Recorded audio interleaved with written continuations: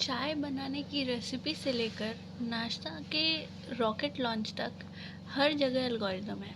पर क्या हर step by step process को एल्गोरिदम कहते हैं? बिल्कुल नहीं। एक प्रोसेस को एल्गोरिदम बनने के लिए कुछ कड़ी शर्तों से गुजरना पड़ता है और आज वही शर्तें हम समझेंगे। So hello everyone, how are you all? I hope you all are doing well. आज के माइंड पावर हब के इस वीडियो में हम सीखेंगे कि जो एल्गोरिदम के कैरेक्टरिस्टिक्स होते हैं उनकी रियल मीनिंग क्या होती है। So let's dive into the explanation. सबसे पहला जो कैरेक्टरिस्टिक है वो है इनपुट और आउटपुट।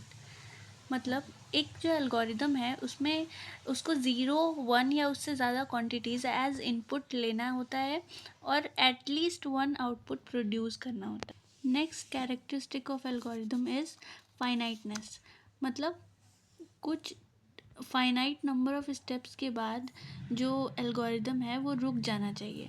मतलब ऐसा नहीं है कि कोई ऐसा एल्गोरिदम लिख दिया जिसमें पूरे जो नंबर ऑफ स्टेप्स हैं वो इनफाइनाइट हो जाए, ऐसा नहीं होता है। Algorithm finite number of steps ही कंटेन करता है। Third one is unambiguity. Ambiguity का मतलब होता है confusion.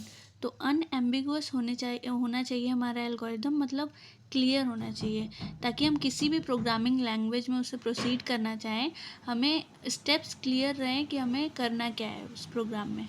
Fourth one is effectiveness. Really sorry for the interruption. तो इफ़ेक्टिवनेस क्या होता है कि जो algorithm should contain only necessary steps, ये होता है इफ़ेक्टिवनेस। और हमारी last but not least characteristic of algorithm है जनरलिटी, जिसका मतलब है कि हर एक type of input and data के लिए हमारा जो एल्गोरिदम है वो रन करना चाहिए।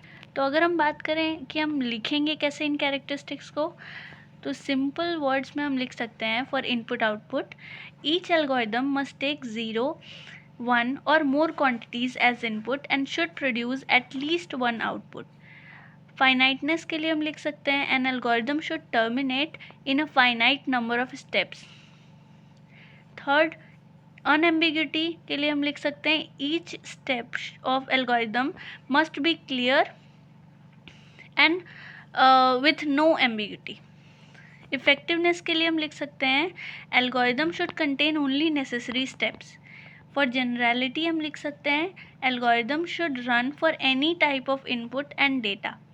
सो आई होप आप सबको ये एक्सप्लेनेशन समझ आई होगी। Thank you.